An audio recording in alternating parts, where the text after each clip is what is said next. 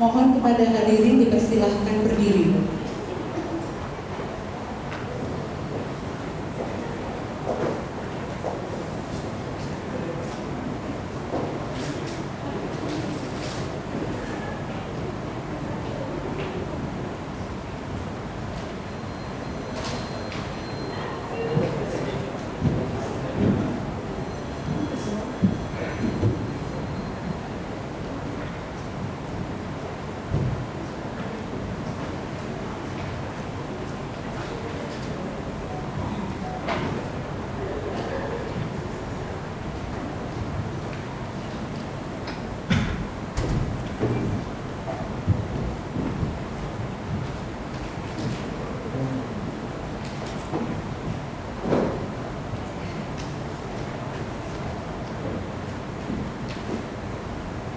Para hadirin dipersilahkan duduk kembali.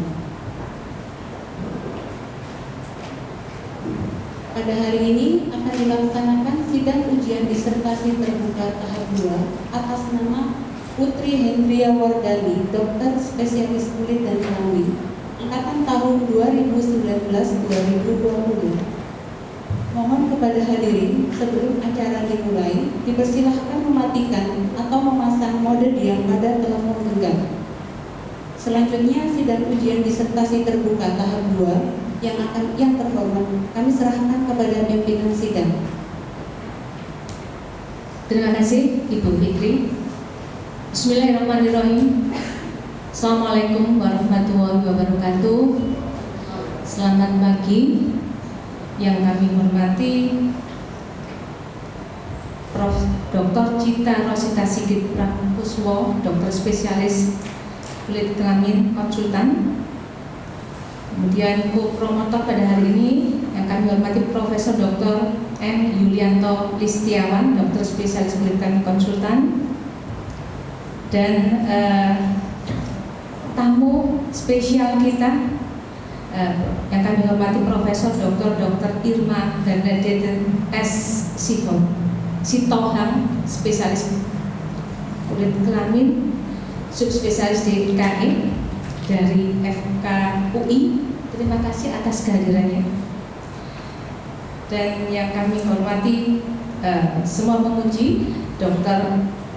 Afif Nurul Hidayati, dokter spesialis kulit kelamin konsultan, Dr. Meiti Ardiana, dokter spesialis jantung pulmo konsultan, Dr.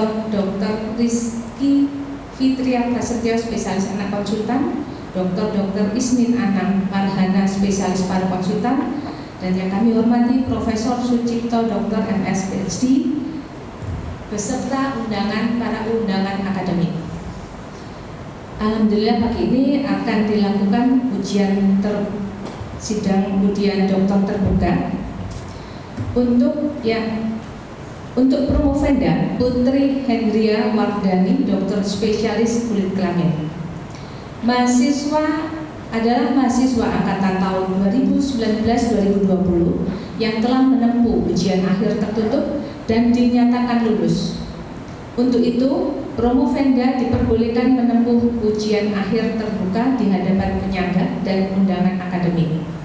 Seorang dokter selain dapat menghasilkan disertasi dengan benar dan handal, juga harus dapat mempertahankan disertasi tersebut terhadap berbagai sanggahan. Untuk itu, perlu dilaksanakan ujian akhir terbuka di hadapan para penyangga dan undangan akademik. Para penyangga serta promotor dan kopromotor dalam ujian akhir terbuka ini dimohon memberikan penilaian mengenai 1. Alur pikir ilmiah dari promovenda dalam mempertahankan disertasi terhadap berbagai sanggahan. 2. Sumbangan terhadap bidang ilmu dan atau nilai penerapannya. Sedangkan jawaban pertanyaan dari para undangan akademik dapat sebagai bahan pertimbangan penilaian. Penilaian panitia ujian dokter terbuka ini akan dijadikan dasar penetapan predikat dokter, yaitu predikat memuaskan dengan nilai akhir 3-3,4, predikat sangat memuaskan 3,41-3,74, dan predikat dengan pujian atau cum laude 3,75-4. khusus untuk predikat dengan pujian sesuai dengan pedoman pendidikan Universitas Airlangga dengan masa studi tidak lebih dari 4 tahun dan telah publish 3 jurnal internasional. Tanpa mengurangi hak para penyangga dan undangan akademik, maka seyogyanya sidang ini tidak menjadi ajang diskusi mengenai materi dan analisis statistik disertasi yang telah diputuskan dan disetujui oleh panitia ujian akhir tertutup. Karena banyaknya penanya yang ingin menggunakan kesempatan ini, maka saya mohon kesediaan saudara penanya baik penyangga maupun undangan akademik untuk membatasi waktu dan jumlah pertanyaan maksimal 2 pertanyaan sehingga diharapkan semua penanya mendapat kesempatan. Baik, kami mohon Promovenda untuk memasuki ruang ujian.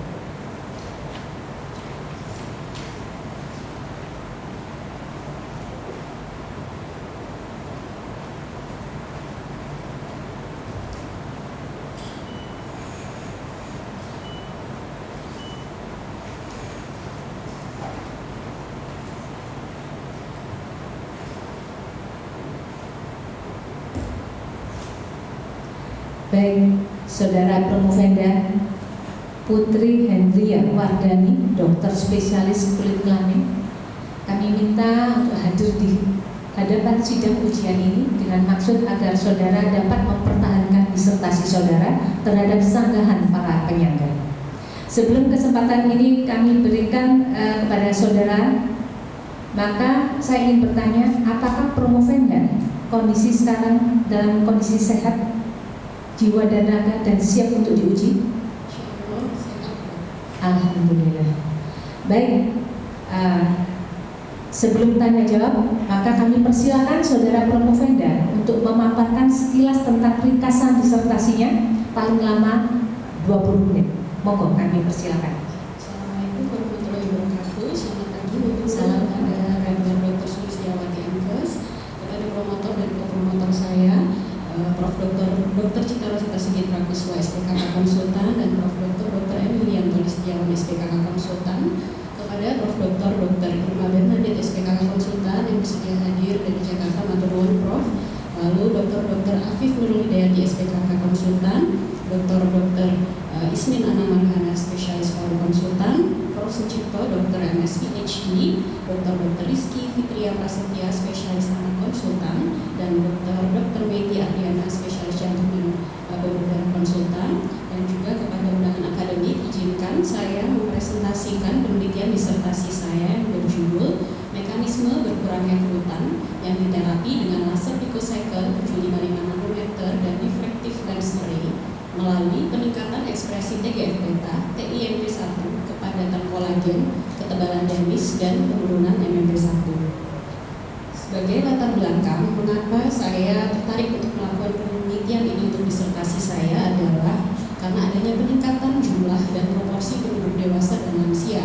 Hal ini sebenarnya baik, Prof. dan Dok, namun tentu akan diikuti oleh berbagai perubahan, yaitu penuaan yang pasti terjadi, sehingga ini menjadi tantangan bagi kami dokter spesialis kulit. Penuaan sendiri adalah proses biologis dinamis yang tidak dapat dihindari dan pasti terjadi. Terjadinya penurunan fungsi sistem tubuh secara progresif. Hal ini terjadi karena adanya faktor intrinsik dan ekstrinsik.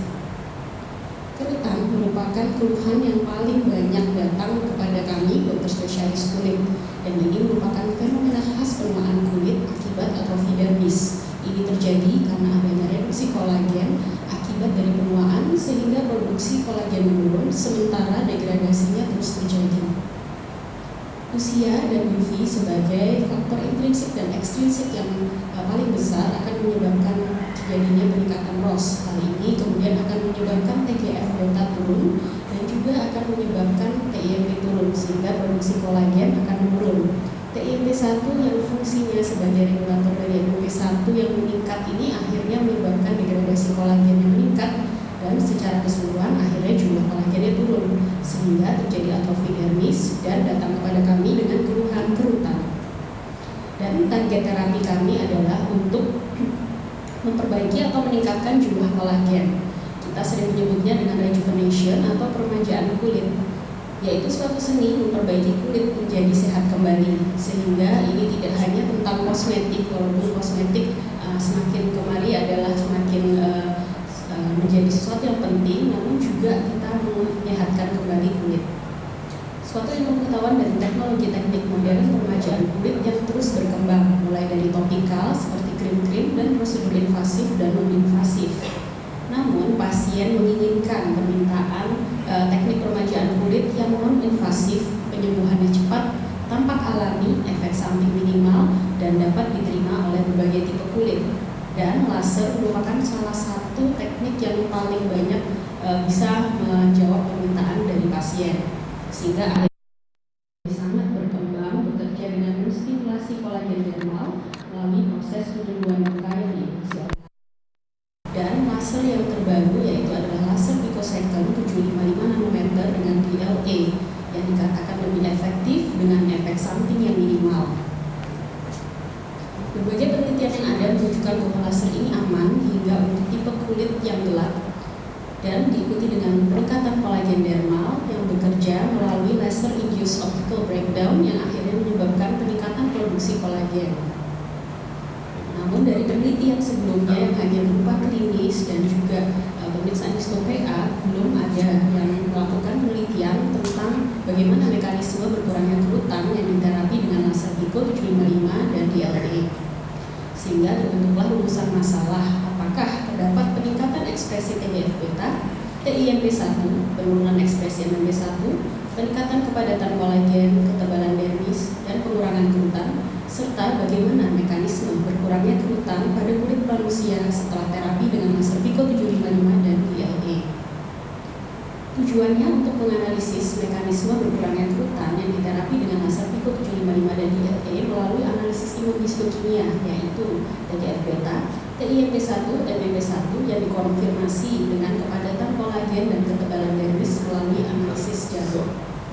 Berikut tujuan khusus dari penelitian saya yaitu untuk menganalisis peningkatan ekspresi TGF-beta, TIMP1, penurunan ekspresi MMP1, peningkatan kepadatan kolagen, ketebalan dermis, berkurangnya kerutan, dan menganalisis mekanisme berkurangnya kerutan pada kulit manusia setelah terapi dengan laser Pico 755 dan DLA.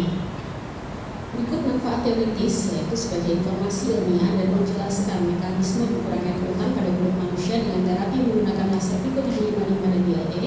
Untuk manfaat praktis, penelitian ini berguna sebagai dasar menggunakan laser Pico 755 dan DLA sebagai terapi standar untuk kerutan, dan hasil penelitian ini juga dapat digunakan sebagai rujukan untuk penelitian selanjutnya mengenai kerutan, khususnya dengan laser ini. Berikut kerangka konseptual penelitian saya, laser Pico 755 dan DLA ini akan diabsorpsi baik oleh melanin di epidermis karena panjang gelombangnya yang dalam 755 nanometer dan pasien kita adalah pasien yang kaya melanin. Kemudian akan terbentuk LIOB sehingga akan terjadi efek kejaringan berupa efek fotomekanik, sehingga akan terjadi respon penyembuhan luka yang mengakibatkan makrofag akan menghasilkan EGF, TGF-beta, FGF, dan akan menghambat MMP1. EGF akan menginduksi keratinosit untuk berkomunikasi dengan fibroblas sehingga fibroblas akan menjadi lebih aktif dan harapannya akan meningkatkan kepadatan kolagen di dermis, lalu akan meningkatkan ketebalan dermis dan dapat menghambat terjadinya kerutan. Berikut hipotesis penelitian saya terdapat peningkatan ekspresi TGF-beta, TIMP1, penurunan ekspresi MMP1, peningkatan kepadatan kolagen, ketebalan dermis, pengurangan kerutan, dan mekanisme berkurangnya kerutan pada kulit manusia setelah terapi dengan laser Pico 755 dan DLA ini melalui peningkatan ekspresi TGF-beta, TIMP1, kepadatan kolagen, ketebalan dermis, dan penurunan ekspresi MMP1. Berikut ruang lingkup penelitian saya yang berupa publikasi yang sudah publish, yaitu untuk melihat hasil klinis dari laser ini pada lengan bawah pasien yang mengikuti penelitian ini dan juga di wajah, mengingat wajah adalah lokasi yang sering kita lakukan terapi ini. Berikut publikasi saya yang sudah publish di Q2. Pada penelitian ini diikuti oleh 20 pasien dengan rata-rata usia 43 tahun, 19-nya adalah wanita sementara hanya 1 pria. Dan 20 pasien memiliki skala kerutan awal berupa skala Madrid. Kerentanan kerutan memang dipengaruhi oleh berbagai hal yaitu genetik, usia, jenis kelamin, paparan sinar matahari, dan lokasi lebih rentan untuk terjadi kerutan dibandingkan kulit yang lebih berpigmen. Suatu penelitian yang mendukung penelitian saya menunjukkan memang kerutan ini sering dikeluhkan pada wanita di usia 40-an dengan tingkat keparahan sedang hingga parah. Ini bisa dimaklumi karena wanita di usia 40-an sudah mulai tampak kerutannya, sementara 40 masih di usia produktif sehingga memerlukan penampilan yang baik mengingat ini menjadi daya tarik. Berikut untuk hasil pemeriksaan imunohistokimia TGF-beta yang menunjukkan peningkatan yang signifikan. Dapat dilihat di gambar yang tanda panah merah bahwa terjadi peningkatan after laser di epidermis dan dermis. Berbagai penelitian menunjukkan bahwa modalitas terapi untuk rejuvenation memang untuk meningkatkan TGF-beta. Namun laser memang memberikan efek yang lebih besar karena penetrasi lebih kuat hingga ke dermis. Dan laser yang banyak digunakan sebelum laser pico untuk rejuve adalah laser key switch yang menunjukkan bahwa TGF-beta meningkat setelah terapi. Namun ini sangat tergantung dengan parameter dari laser itu sendiri. Semakin besar parameternya tentu akan menghasilkan TGF-beta lebih baik. Dan peningkatan ini bisa hingga 12 minggu setelah terapi. Laser Pico 755 dan DLA ini memiliki energi yang lebih besar yang diabsorpsi oleh melanin di epidermis sehingga akan cepat menghasilkan L-IOB. L-IOB ini penting karena akan menyebabkan luka di epidermis sehingga ekspresi TGF-beta di epidermis meningkat, dan juga karena adanya efek fotomekanik sehingga terjadi shock wave hingga ke dermis sehingga ada efek langsung hingga ke dermis dan meningkatkan ekspresi TGF-beta di dermis. Peningkatan TGF-beta ini akan menginduksi fibroblast sehingga terjadi sintesis kolagen. Selain itu, TGF-beta ini penting karena dapat menghambat MMP dan meningkatkan TIMP. Berikut hasil pemeriksaan TIMP1 pada penelitian saya, terjadi peningkatan yang signifikan. Dan untuk MMP1 ini tidak sesuai dengan hipotesis penelitian saya. Ternyata MMP1 pun meningkat secara signifikan. Lalu kami mencoba untuk melakukan rasio untuk melihat bagaimana sebenarnya efek dari MMP-TIMP ini. Ternyata hasilnya menurun namun tidak signifikan. Berbagai penelitian ada menunjukkan bahwa laser memang baik untuk meningkatkan TIMP secara signifikan 24 jam setelah terapi hingga 1 bulan setelah terapi. Dan untuk MMP sendiri hasilnya sering tidak konsisten, sering turun, namun ada beberapa penelitian yang juga menunjukkan bahwa terjadi peningkatan setelah terapi. Namun ini juga lagi-lagi tergantung dari parameter. Semakin besar force atau energi yang dihantarkan ke jaringan, semakin tinggi peningkatan dari MMP tersebut. Namun peningkatan MMP itu tetap diikuti oleh peningkatan dari kolagen. Suatu penelitian menunjukkan bahwa ternyata MMP ini meningkat saat awal terapi, namun akan kembali ke awal 1 minggu setelah terapi dan harapannya akan semakin turun setelahnya. Pada penelitian saya dapatkan penurunan rasio yang tidak signifikan. Ini bisa terjadi karena peningkatan TIMP1 yang lebih besar daripada peningkatan MMP1-nya. Peningkatan TIMP1 setelah terapi dengan laser dapat menghambat MMP sehingga dapatnya degradasi kolagen yang turun dan juga dapat merangsang proliferasi fibroblast sehingga sintesis kolagen meningkat. Lalu untuk peningkatan MMP ini walaupun tidak sesuai hipotesis namun ternyata penting. Jadi di awal memang MMP perlu meningkat agar dapat menghilangkan kolagen yang terfragmentasi. Kolagen yang terfragmentasi ini tidak sehat dan akan menyebabkan toksik jaringan sekitar dan juga fibroblast. Sehingga efek negatif ini harus dihilangkan agar fibroblast menjadi lebih sehat. Matriks ekstraseluler abnormal lama diharapkan menjadi lebih baik dengan mengatur ulang kolagen di dermis.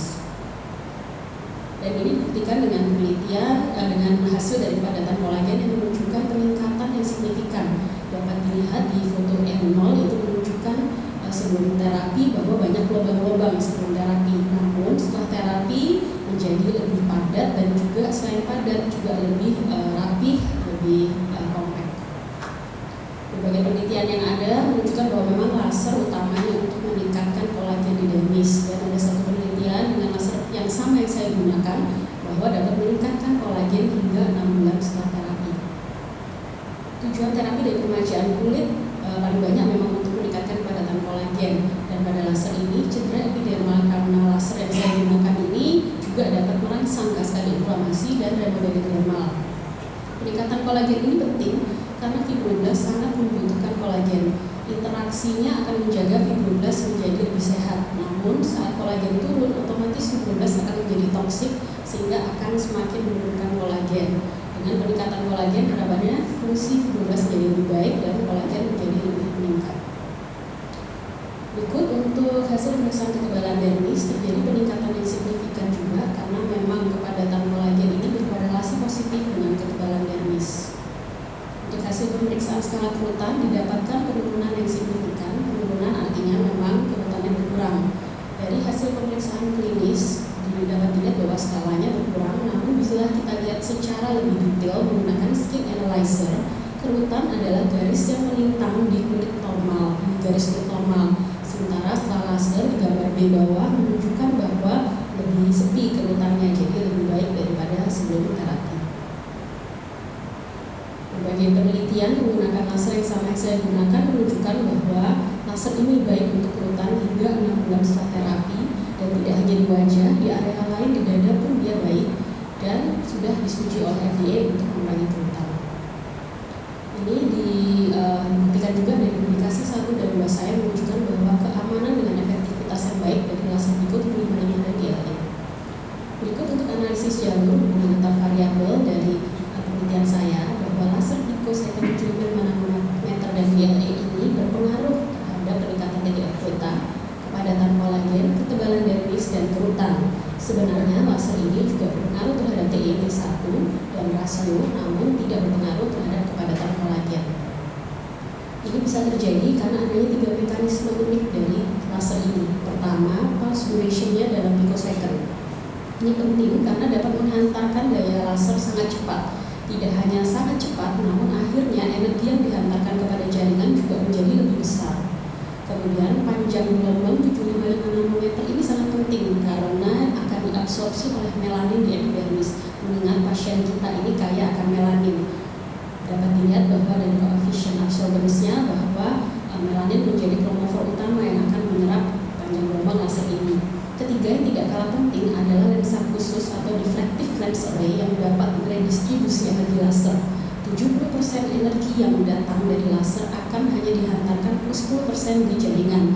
Ini akan menyebabkan energinya menjadi energi puncak yang sangat terfokus hingga terbentuklah LIOB. Dapat dilihat di bundaran yang warna kuning, itulah kira-kira gambaran dari LIOB. Penting pada laser ini untuk semakin cepat dan semakin baik LIOB ini terbentuk, akhirnya energi laser yang masuk akan diserap oleh LIOB itu. Jadi tidak akan menyebar ke jaringan sekitar, otomatis menjadi aman, dan energi yang masuk itu akan menyebabkan efek fotomekanik ke dermis.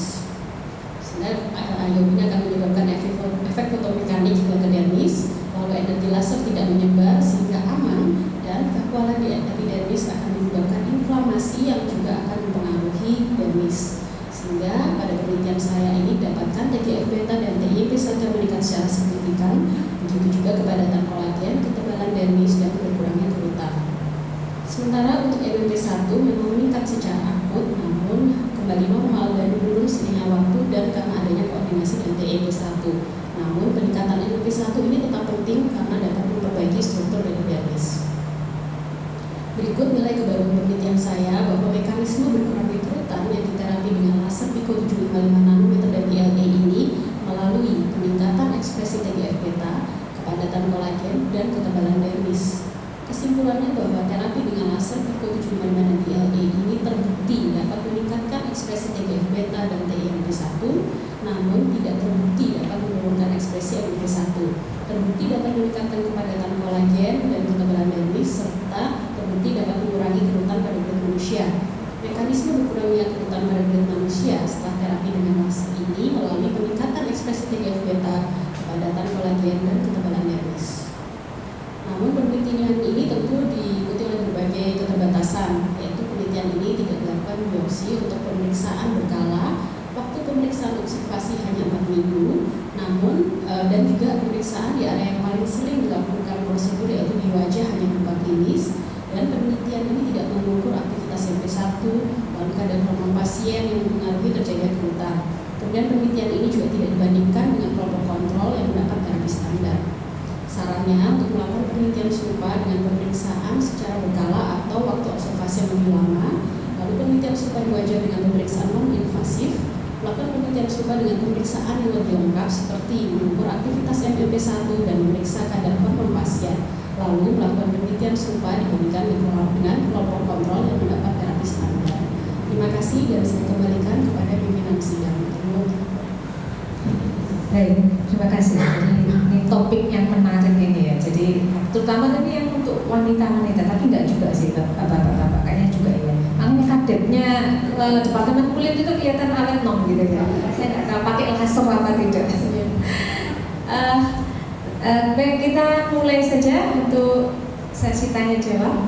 Kami persilakan untuk yang pertama adalah saudara promotor Profesor Dr. Cita Rosita Sigit Prakuswa, dokter spesialis kulit kandung konsultan INSDV dan FAADV. Kami persilakan Prof. Assalamualaikum warahmatullahi wabarakatuh. Selamat pagi, salam sejahtera Dokter Putri. Yang pertama selamat ya, Dokter Putri ini kalau saya menggambarkan ada 3 kata yang mewakili beliau itu smart, good looking, humble, 4 mungkin ya, responsible, sangat bertanggung jawab. Jadi kalau nanya atau konsul, besoknya langsung sudah siap dengan jawaban-jawaban. Sekali lagi, sebenarnya diskusi sudah sering dilakukan, namun harus bertanya. Jadi ada 2 pertanyaan. Yang pertama, tadi sudah dijelaskan, namun bisa disingkat lagi sebenarnya apa sih masalah inti yang ingin Dokter Putri selesaikan, dan apakah riset ini sudah bisa menyelesaikan masalah tersebut? Mengingat kalau kita lihat dari upstream dan downstreamnya, TGFBK sesuai, TIMP sesuai, MMP tidak sesuai, walaupun MMP rasio terhadap TIMP sesuai tapi tidak signifikan. Kemudian berikutnya kolagen, dermis, dan kerutannya sesuai. Jadi kira-kira apakah dengan demikian sudah terselesaikan? Kemudian yang kedua, kita sebagai klinisi harus berpikir secara komprehensif. Saya ingin pandangan Dokter Putri, riset ini di mana letaknya apabila kita bicara tentang tatanan promotif, preventif, kuratif, dan rehabilitatif tentang BPJS. Silakan. Nuhun Profesor Dr. Cita Rosita Sigit Prakuswa sebagai kakak konsultan PhD FAADV yang sangat saya sayangi. Beliau sebagai promotor sangat mendorong saya. Mungkin saya bisa di sini karena Prof Cita yang selalu mendorong saya. Izin saya menjawab Prof. Jadi memang awal atau mungkin latar belakang dari mengapa saya tertarik untuk melakukan penelitian ini ya Prof. Saya berangkat dari sebagai seorang klinisi Prof. Jadi saya melihat bahwa kerutan itu luar biasa Prof. Merupakan keluhan yang sangat sering, tidak saja kerutan, sebenarnya proses penuaan lainnya. Jadi masalah kosmetik ini menjadi suatu masalah dari industri yang luar biasa, sehingga akhirnya berbagai terapi yang ada pun luar biasa kemajuannya.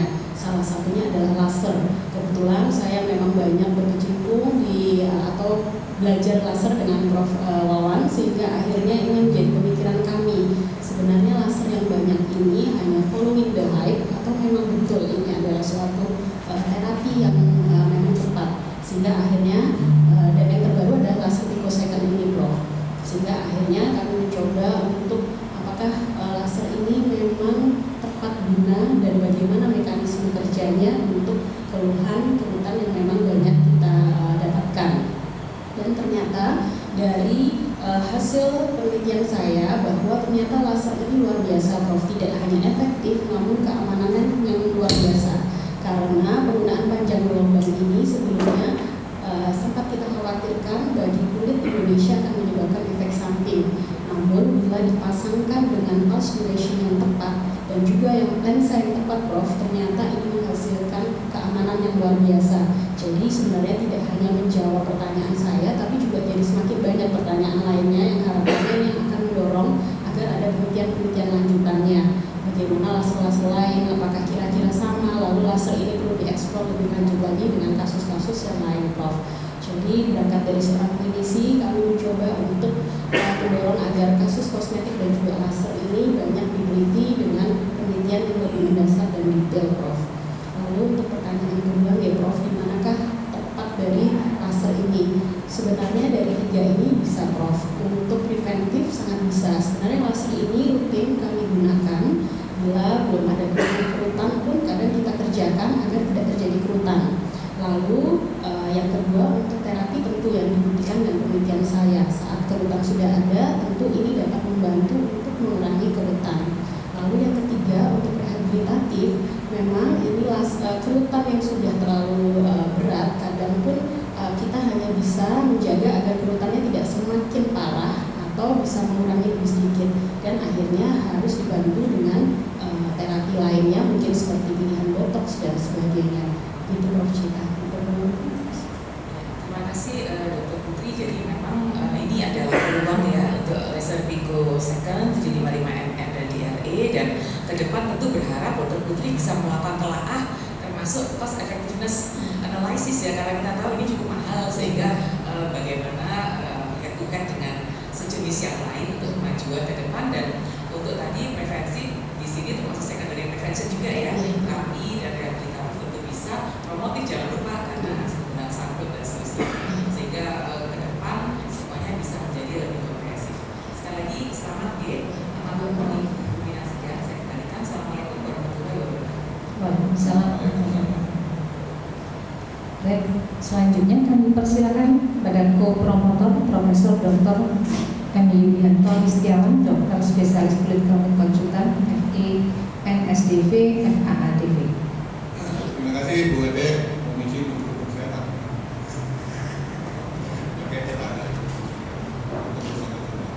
Bismillahirrahmanirrahim. Assalamualaikum warahmatullahi wabarakatuh. Terima kasih pimpinan sidang Bu Ede, terima kasih sudah bersedia sidang pada saat itu. Bisa kamu Prof. Irma, dengan saya dan Prof. Rizky, beliau sangat luar biasa kontribusinya kepada fungsi dengan penyangga yang saya hormati, Rosita terutama sebagai promotor. Jadi nomor satu selamat ya Bu, ya hebat luar biasa. Cuma ini sudah banyak saya bawakan juga. Ini pertemuan dokter itu luar biasa. Di pertemuan dasar dunia saya bawakan. Dan mereka juga ya heran juga sebetulnya karena kebaruannya banyak. Cuma ada beberapa hal Dokter Putri mungkin yang harus saya perbaiki. Mungkin istilah deflection rate sesuai dengan kesepakatan pada satu jam. Karena sudah ini untuk pakai itu sama itu ya, tapi tidak pakai mungkin juga jangan dan pesannya dan itu sangat tapi dengan harus barengan ini yang konsepnya ini penting sekali, karena kalau pakai dana dipakai headspace yang berbeda masalahnya efek termalnya jadi luar biasa, akhirnya tidak mencapai sebutan yang kita melihat bahwa Pico itu efek sampingnya adalah energi termal, foto termal yang luar biasa. Ini nanti tolong nanti dipikirkan lagi, tapi memang saya cenderung ke arah dengan ya, jangan dan ya. Tapi betul-betul jadi sama. Ini yang manfaat. Kemudian nilai kebaruan penelitian memang bisa ditonton. Jadi saya mau izin saya pikir ini gimana kok. Hanya karena kalau yang disebutkan pada fokus 10 dengan penelitian itu mekanisme berperan lingkungan berbeda. Asal itu 5 dan 3 kebutuhan tingkat efekasinya ini ngomong sebetulnya. Tetapi ya ketika ingin saya usulkan bukan mekanismenya, karena mekanisme itu kebaruannya nah kira-kira mekanisme boleh kita tanya dulu apa kira-kira Bu Solis pertanyaannya dulu tapi aku lagi ayo kira-kira Matur nuwun Profesor Dr. M. Yulianto Listiawan, SPKK Konsultan Prinsipil ADV. Beliau mentor saya di bidang laser, bisa bilang Pak laser di Surabaya, di Indonesia ya Prof. Jadi memang mekanismenya luar biasa Prof. Jadi ada 3 memang pulse duration yang picosecond ini luar biasa Prof. Sebenarnya tidak terlalu picosecond ya Prof, adalah sub nanosecond. Namun hal ini akhirnya menyebabkan penghantaran energi yang lebih tinggi. Kemudian yang kedua adalah panjang gelombangnya Prof. Mungkin picosecond di luar sana banyak, namun ternyata panjang gelombang 755 nanometer ini sangat penting, dan ini yang menjadi key-nya sebenarnya. Dulu kami takut Prof untuk melakukan laser menggunakan 755 karena lokasinya yang tepat di atas basal membran. Bila ada luka yang menyebar, akhirnya bisa menyebabkan efek samping yang tidak diinginkan. Namun ternyata dengan laser pico dengan panjang gelombang 755 dan yang penting lagi adalah dengan lensa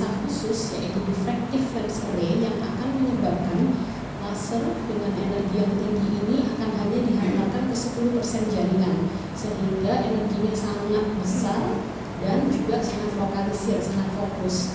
Dan yang perlu diingat bahwa ternyata panjang gelombang 75 nanometer ini bagi kulit Indonesia sangat baik karena melanin kita lebih kaya. Akhirnya chromophore ini membantu agar LIOB ini cepat terjadi. Once LIOB terjadi, akhirnya energi yang datang tidak akan menyebar kemana-mana dan malah efektif karena akan menghasilkan efek hingga ke dermis.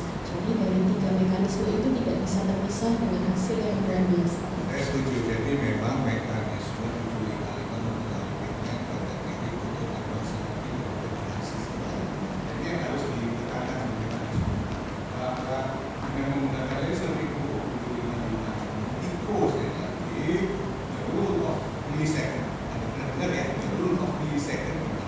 Kalau waktunya itu sangat pendek, jadi millisecond kan 10 kali 5, 10 kali 9, 12 itu bekerja mereka dengan terutama fotomekanik. Kalau yang lebih panjang itu mungkin saya suka disebutkan karena bahwa kebaruan ini 75 ternyata safe untuk pigmen itu penting.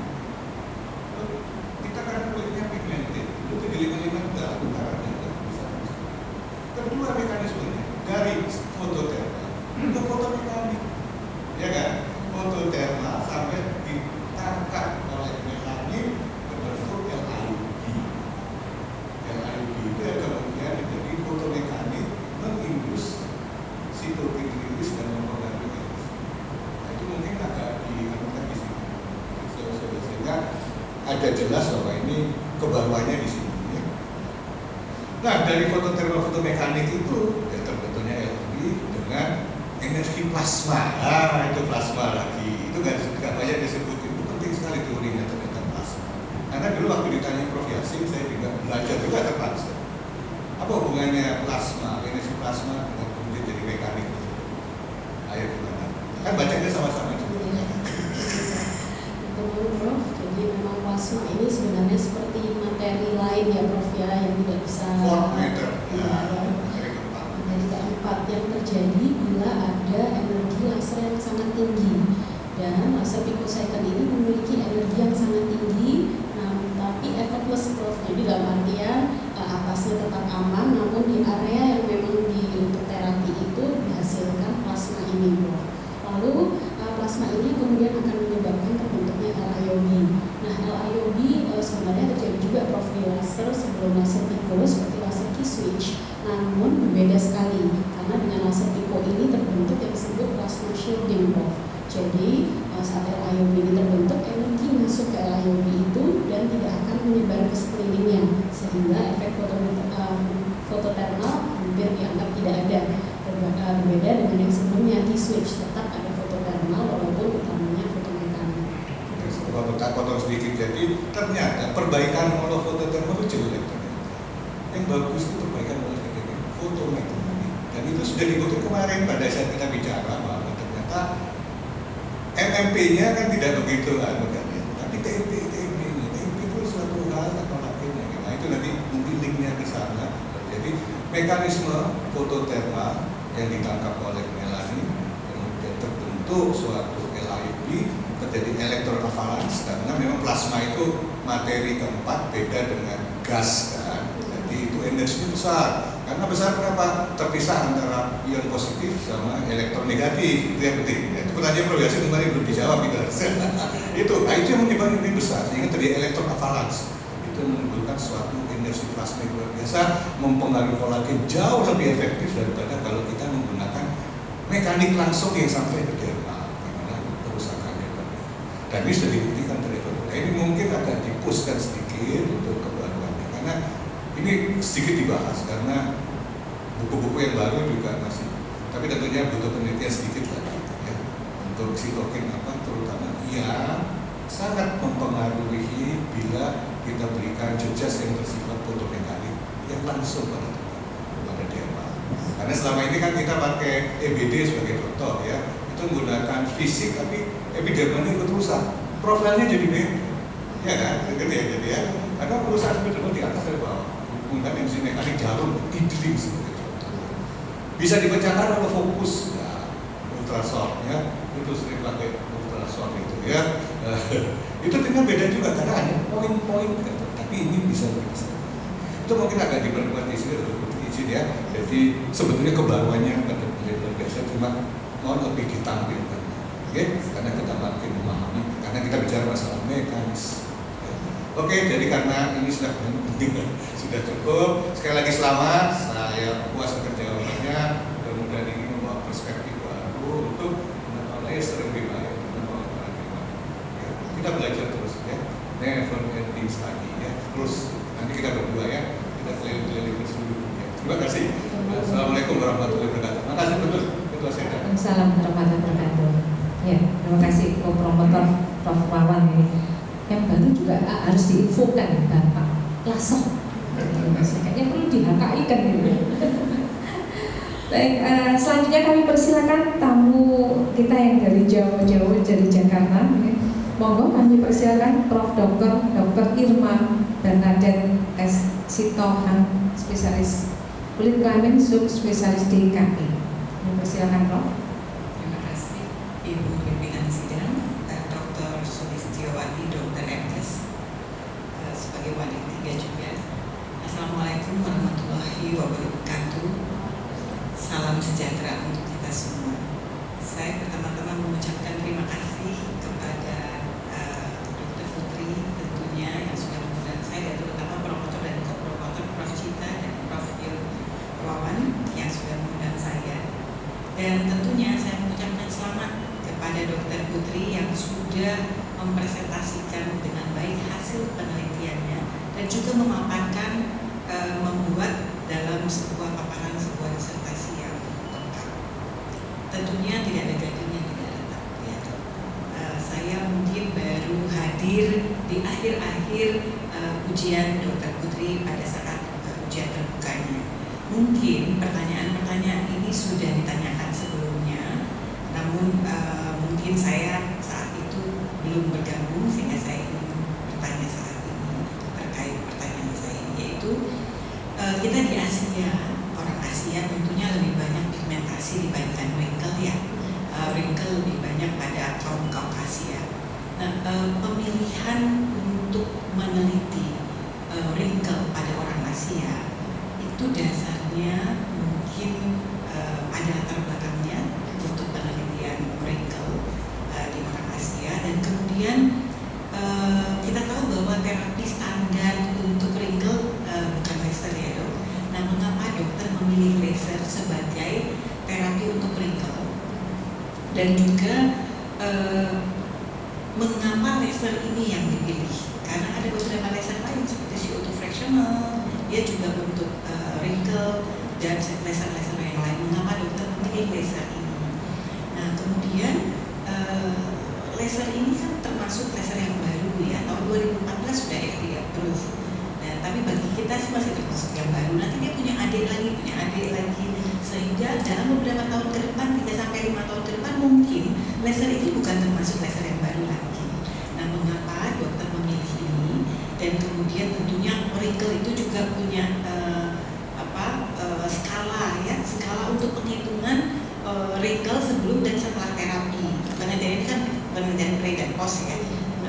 Nah, itu menggunakan skala apa yang dilakukan dalam penelitian ini? Silakan dokter. Terima kasih. Profesor Dr. Irma Bernadette, SPK konsultan yang sudah berkenan hadir dari Jakarta, Prof. Jadi mengapa tentang ini menjadi topik yang saya ambil, walaupun sebenarnya pada kulit Indonesia kerutan ini memang lebih lambat munculnya. Namun memang kerutan ini menjadi salah satu fenomena penuaan yang paling banyak datang kepada kami, dan ini merupakan salah satu parameter dari penuaan yang paling mudah untuk kita teliti atau kita lihat, Prof. Jadi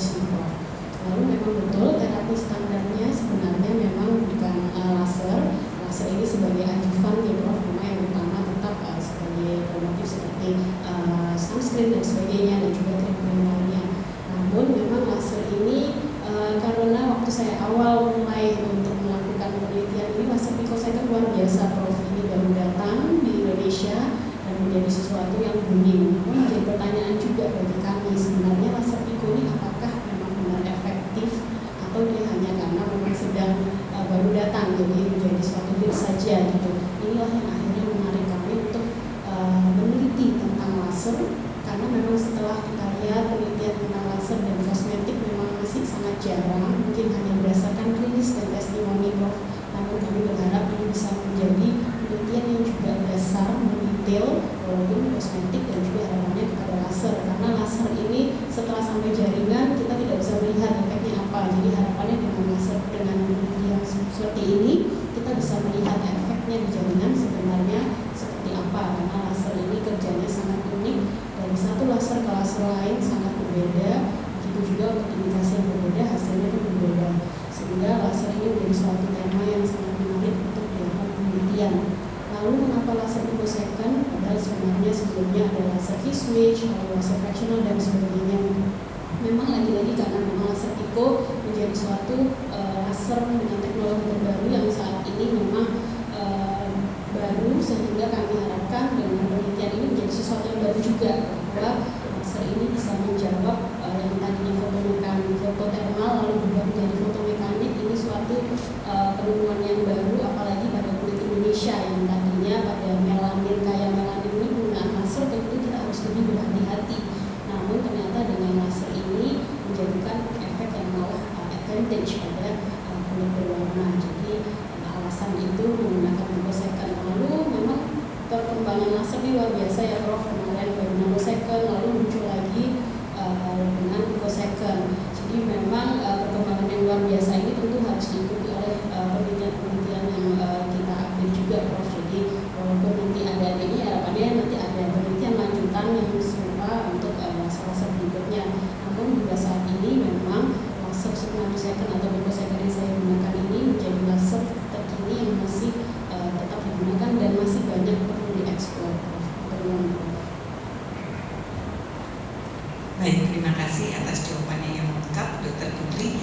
Untuk yang kedua, mungkin dari saran ya Dr. Putri ya, di halaman 112, poin nomor 4, Dr. Putri menyarankan untuk melakukan penelitian serupa dibandingkan dengan kelompok kontrol yang mendapat terapi standar. Ini bagus sekali sarannya, dan sebaiknya penelitian serupa maksudnya yang di wajah dokter, karena wajahlah sebenarnya yang ingin direjuvenate bagi sebagian besar pasien ya.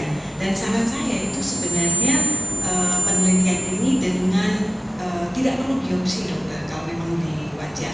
Jadi kita melakukan RCT, karena ini kan prekos ya, yang paling baik kan sebenarnya RCT, sehingga kita bisa melakukan RCT pada pasien-pasien dengan terapi standar dibandingkan dengan terapi picosecond ini. Namun yang kita evaluasi adalah selain klinis juga DEPAS, dermoskopi pada kerut ya, DEPAS, dan juga ultrasound. Nah saat ini di RSCM sendiri kita punya ultrasound. Kalau memang kita ingin bekerja sama satu saat, jadi kita bisa melakukan penelitian bersama. Itu saran saya. Terima kasih.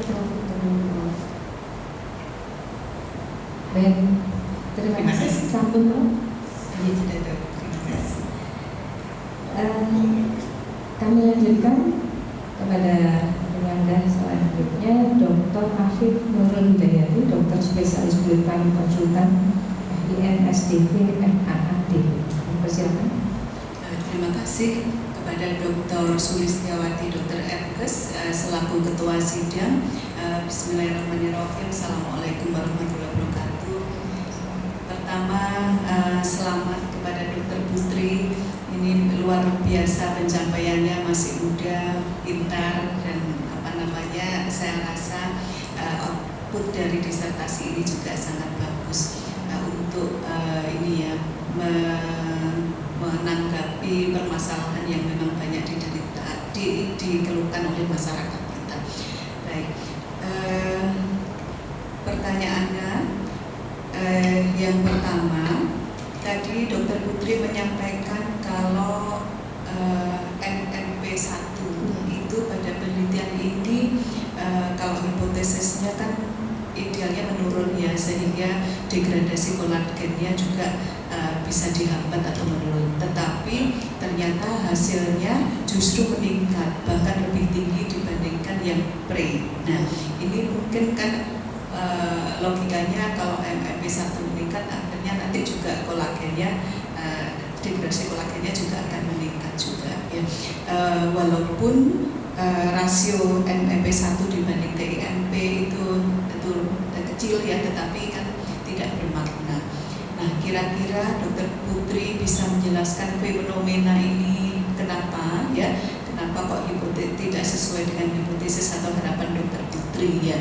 Kemudian sehingga efek terhadap klinisnya untuk mengatasi kerutan itu bagaimana dengan tidak menurunnya MPMP1 ini yang setelah diterapi dengan laser picosecond 755 ini. Itu yang pertama. Yang kedua, laser ini kan tergolong baru ya. Kemudian sebelumnya kan untuk mengatasi masalah photoaging termasuk kerutan itu kan ada beberapa jenis laser yang digunakan, misalnya CO2 yang fraksional atau LPU atau mungkin ND yang 10 dan sebagainya. Kira-kira menurut Dokter Putri kelebihan dari laser yang diteliti oleh Dokter Putri ini apa dibandingkan yang lain, sehingga Dokter Putri rekomendasinya bagaimana? Apakah laser picosecond ini rekomendasi menggantikan yang lama atau yang lama masih dipakai dengan catatan dan sebagainya dengan hasil disertasi itu bagaimana rekomendasinya? Silakan. Dr. Afif Nurhidayati, SPKK Konsultan dan Investigatif ADV, Dok izin menjawab bahwa memang pada hipotesis saya diharapkan terjadi penurunan MMP karena memang agar degradasi kolagennya dihambat. Namun ternyata ini meningkat, dan dari berbagai penelitian memang menunjukkan bahwa pada laser awal-awal meningkat, namun 1 minggu setelah laser cenderung turun dan harapannya semakin turun. Dan dengan laser pico ini TIMP-nya meningkat secara signifikan dengan baik. Harapannya nanti setelah 1 minggu itu akan semakin menurun dengan lebih baik. Namun ternyata MMP yang meningkat ini juga memberikan manfaat. Jadi laser ini tidak hanya menambah kolagen, namun juga ingin menata ulang dermis yang berantakan. Jadi masalah penuaan atau masalah wrinkle tidak cuma kolagennya yang kurang, tapi juga karena fragmented kolagen itu jadinya dermisnya berantakan. Nah, ini guna dari peningkatan MMP. Jadi peningkatan MMP ini akan menghilangkan kolagen-kolagen yang jelek itu tadi, Dok, yang terfragmentasi, sehingga tidak cuma dermis dengan sintesis kolagen yang meningkat, tapi juga lebih rapi susunannya. Selain itu tentu MMP ini untuk menghindari terjadinya seperti fibrosis dan sebagainya. Jadi peningkatan MMP tetap penting, tapi mungkin keterbatasan dari penelitian saya karena observasinya yang kurang lama sehingga tidak didapatkan sesuai hipotesis bahwa MMP-nya menurun. Namun harapannya bila observasinya lebih lama atau mungkin dilakukan secara berkala untuk tahu bagaimana kenaikan dan penurunannya, harapannya akan menjawab bagaimana sebenarnya penurunan dan peningkatan MMP ini. Lalu untuk kelebihan laser ini apa? Jadi memang pilihan laser sangat banyak sekali, Dok. Dan ini yang terbaru adalah laser picosecond. Kenapa? Pertama, laser ini non-ablatif, Dok. Jadi tidak merusak epidermis atau tidak melukai, sehingga pasien senang keluar dari terapi, tidak ada luka, lalu dalam hitungan beberapa hari saja sudah terjadi healing yang baik dengan hasil yang bagus. Ini yang diinginkan oleh pasien, sehingga pasien non-ablatif semakin kesini tentu lebih dipilih untuk rejuvenation, untuk wrinkle. Dan picosecond ini memang lebih baru ya, akhirnya dia juga menjadi lebih efektif dibandingkan sebelumnya T-switch, karena seperti mekanisme yang disebut di awal bahwa fungsi mekaniknya luar biasa dibandingkan T-switch sebelumnya yang masih ada efek fotodermal. Akibatnya kemungkinan efek sampingnya menjadi lebih besar. Sementara untuk picosecond ini keamanannya lebih superior dengan hasil efektif yang lebih baik. Akhirnya nanti kekerapan untuk dilakukan terapi ini menjadi lebih jarang. Misalnya bila sebelumnya dengan T-switch kita harus mengulang dalam beberapa waktu, dengan laser ini bisa lebih jarang. Terbukti dari berbagai penelitian yang menunjukkan bahkan 6 bulan setelah terapi hasilnya pun masih baik. Namun ini tentu case by case, berbeda pasien tentu nanti hasil rekomendasi akan berbeda. Lalu untuk rekomendasi tentu selain masalah kosmetik, selain juga kebaikan dari laser, tentu kita juga harus berpikir seperti yang Prof. Cinta tadi bilang tentang cost effectiveness. Karena laser ini merupakan laser yang baru sehingga harganya masih luar biasa juga, sehingga ini yang perlu juga dipikirkan. Bila mungkin ini kekerapannya lebih jarang, siapa tahu memang cost efektif dibandingkan yang sebelumnya, walaupun lebih murah tapi akan diulang lebih sering, sehingga ini mungkin perlu ditinjau lebih jauh apakah dari cost efektifnya juga baik. Namun bila dilihat dari alat, memang alat ini lebih superior daripada alat pendahulunya untuk kasus clinical ini. Terima kasih Dr. Putri atas jawabannya. Saya sangat puas kepada jawaban atas jawaban Dr. Putri. Kami kembalikan kepada Ketua Sidang. Terima kasih Dr. Afif. Kami lanjutkan ke penyangga Dr. Maiti Ardiana, dokter spesialis jantung pembuluh darah konsultan. Terima kasih Bu Ade. Ya, saya setuju. Memang Dr. Putri ini paket lengkap, sudah cantik, pintar ya Dok ya. Baik, selamat Dr. Putri. Pertanyaan saya sebenarnya tadi tentang FFP1 dan itu tentunya juga berhubungan dengan penyakit jantung. Kalau bisa laser ini untuk jantung saja juga lebih bagus ya. Karena ini ternyata FFP1 itu loh untuk kami di jantung itu adalah mencegah terjadinya dilatasi dari jantung. Ya tentunya pada left ventricle. Jadi mungkin itu nanti bisa teknologinya semakin berkembang, bisa digunakan untuk tidak hanya awet muda kulitnya, tetapi jantungnya juga mungkin bisa digunakan untuk biar sehat. Jadi kalau kita lihat bahwa pada laser India itu juga dikatakan dia akan bisa menurunkan MMP1 ya, sedangkan kalau pada laser yang Pico ini dia pada minggu pertama dia justru menaikkan ya. Nah sedangkan Dr. Putri mengatakan bahwa yang lebih bagus ini adalah Pico 1. Nah coba saya dijelaskan lagi apa yang membedakan. Sedangkan kita tahu bahwa ekspresi dari metalproteinase 1 ini dia bisa mendegradasi protein pada matriks ekstraseluler yaitu kolagen. Nah, kenapa kok ini lebih bagus? Sedangkan kalau yang Endea dia langsung menurunkan untuk MMP1-nya. Terima kasih.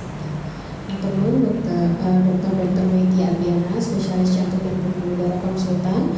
Untuk dok sudah berkenan untuk hadir. Jadi memang MMP1 ini pada key switch itu memang belum ada penelitian yang memang menggambarkan kapan naik dan kapan turun. Namun saat observasi di 1 bulan ditunjukkan bahwa hasilnya turun. Namun saat akut itu bisa saja juga meningkat karena laser ini memang yang utama adalah dia menyebabkan luka yang terkontrol. Jadi sering pasien bertanya, dengan laser ini kan nggak kelihatan nanti hasilnya, takutnya malah terjadi misalnya keloid dan sebagainya. Namun dengan laser ini lukanya sangat terkontrol dok, sehingga harapannya efek samping yang kita takutkan tidak terjadi, sementara efektivitasnya tetap baik. Nah untuk picosecond ini memang memiliki energi yang lebih besar daripada key switch dari pendahulunya karena penghantaran energinya yang lebih cepat. Penghantaran energi yang cepat ini menyebabkan energi juga semakin meningkat dibandingkan nanosecond. Namun karena lebih cepat di jaringan, namun di permukaan dia tidak akan memanaskan, sehingga harapannya kulit di luarnya tetap aman, hanya di jaringan yang kita tuju itu yang terjadi luka, sehingga ini lebih aman. Dan hasilnya adalah peningkatan MMP. Namun bila setelah ditelaah lebih lanjut, ternyata peningkatan MMP ini cukup penting atau bahkan sangat penting karena tidak hanya menambah kolagen, namun juga dapat mengatur ulang susunan dari dermis. Jadi seperti hasil dari penelitian saya bahwa lubang-lubangnya semakin berkurang dalam artian kolagen semakin meningkat, namun juga susunannya lebih rapi. Bila tidak ada peningkatan MMP, tentu nanti kolagen yang rusak atau yang terfragmentasi segmentasi itu tetap ada, jadi nambah tapi tidak rapi, sehingga diperlukan MMP untuk merapikan dari sini. Selain itu juga tentu peningkatan MMP ini penting untuk menghindari seperti kejadian fibrosis sehingga terjadi keloid dan sebagainya. Begitu Dok. Jadi MMP di awal itu dibutuhkan untuk mendegradasi kolagen yang lama seperti itu ya? Betul, betul. Baik, saya puas ya. Betul. Ini kalau kepingin nanti ada temuan baru lagi, ICO Second 755 untuk kardio. Nah, kita nanti Dr. Mehdi. Baik, kami lanjut kepada Dr. Rizky Fitria Prasetyo, spesialis anak konsultan. Persilakan. Terima kasih kepada pimpinan sidang. Assalamualaikum warahmatullahi wabarakatuh. Selamat untuk Dr. Putri yang sudah menempuh ujian terbuka pada hari ini. Kebetulan bidang keilmuan saya dari pediatri neurologi agak jauh ya dari kulit, tapi saya sangat senang pada hari ini bisa menambah wawasan keilmuan. Nah, mungkin yang agak ada irisannya adalah pasien-pasien kami yang lupus nefritis atau sindrom nephrotik yang mendapatkan terapi imunosupresan jangka panjang. Itu seringkali juga kami konsulkan ke bagian kulit karena adanya masalah di kulit. Jadi salah satunya mungkin agak mirip dengan kerutan ini, semacam stretch mark ya. Yang bisa dijelaskan apakah misalnya kalau ini dilakukan pada pasien-pasien dengan stretch mark akibat imunosupresan itu apakah akan sama efeknya atau ada perbedaan? Karena kok di sini malah ada penolakan sampel ya untuk pasien-pasien yang mendapatkan imunosupresan. Apakah ada alasan khusus dan bagaimana perbedaan mekanismenya? Terima kasih. Teman-teman, Dr. Rizky Fitria Prasetyo, spesialis anak konsultan. Ini memang stretch mark ini menjadi salah satu indikasi yang kedepannya dapat digunakan untuk laser Pico ini salah satunya Dok. Jadi laser Pico ini memang sudah mulai kita gunakan untuk salah satu indikasinya adalah stretch mark, karena stretch mark ini memang karena adanya kerusakan dari kulit sehingga terjadi tear atau robekan sehingga kolagennya berkurang dan juga terjadi fibrosis, sehingga harapannya dengan laser ini dapat mengatur ulang kolagen dan fibrosis itu sehingga menjadi lebih baik. Jadi stretch mark merupakan salah satu indikasi yang bisa digunakan menggunakan laser ini. Namun stretch mark memang lebih panjang pembicaraannya karena yang rusak lebih banyak juga epidermisnya, sehingga perlu juga dipertimbangkan penggunaan laser-laser lain yang juga perlu untuk memperbaiki epidermisnya. Namun memang laser ini salah satu indikasinya bisa untuk stretch mark.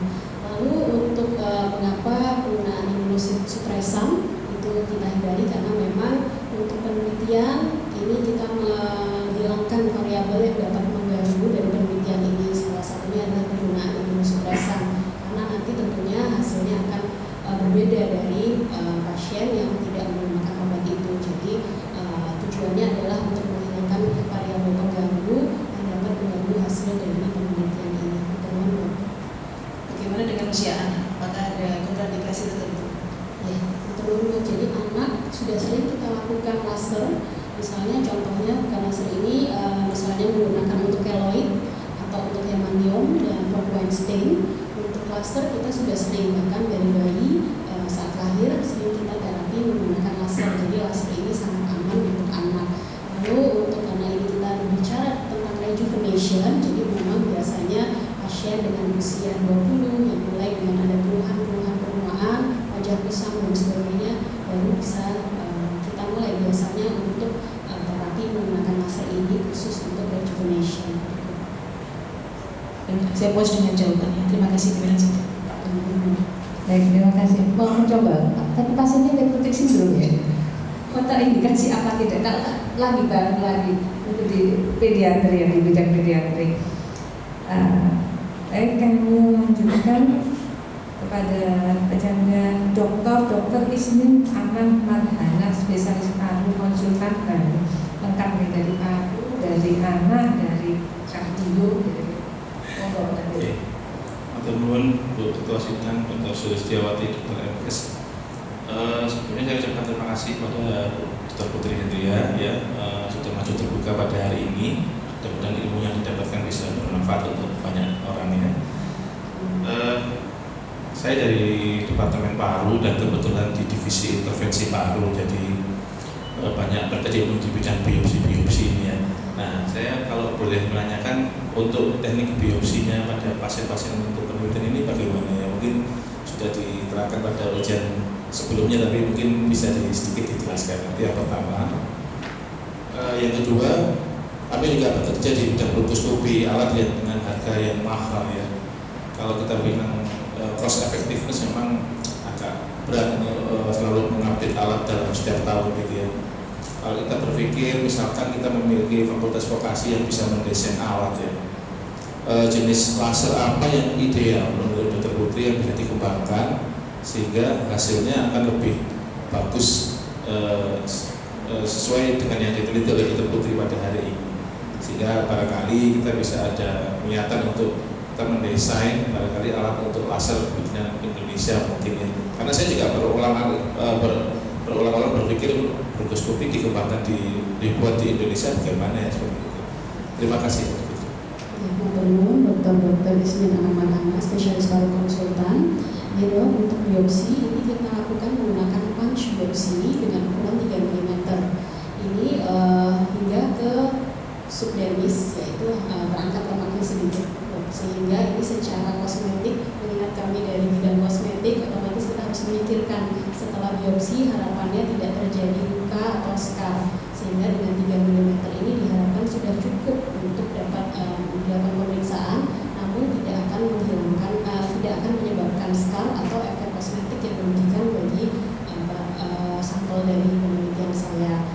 Lalu untuk masa ideal, benar dokter, jadi sebenarnya saat ujian kita banyak berkonsultasi atau berkomunikasi dengan dari FST dok, kebetulan Prof. Yasin. Jadi Prof. Yasin memang sudah banyak mengembangkan laser, namun kebetulan untuk industri, untuk bidang kedokteran memang ini menjadi sesuatu yang juga sama-sama baru. Jadi kami belajar fisika kepada beliau, sementara beliau juga banyak kita berdiskusi di bidang kedokteran ini bagaimana. Jadi efeknya ke jaringan itu juga kita sama-sama belajar, karena kalau dari FST itu industrial dan mereka mengembangkan memang dengan medium yang berbeda, yaitu erbium gas. Namun bagi kami itu sebenarnya juga kami kerjakan laser fractional erbium gas.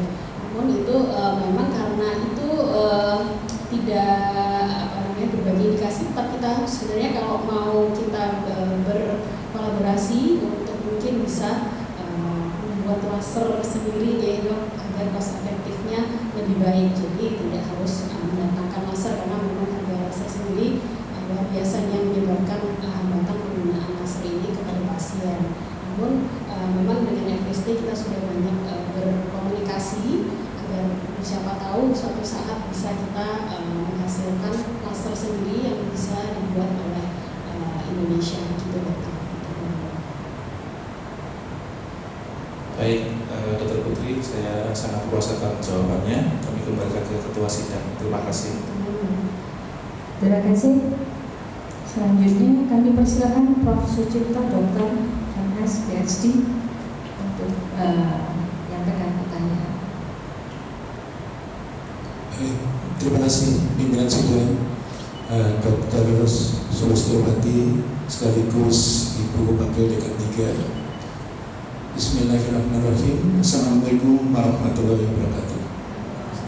Selamat pagi, salam sejahtera bagi kita semuanya. Dr. Putri, pertama-tama selamat pada hari ini akan menyelesaikan studi S3-nya, insya Allah. Dan saya sudah mendampingi mulai dari ujian kualifikasi, ujian proposal, ujian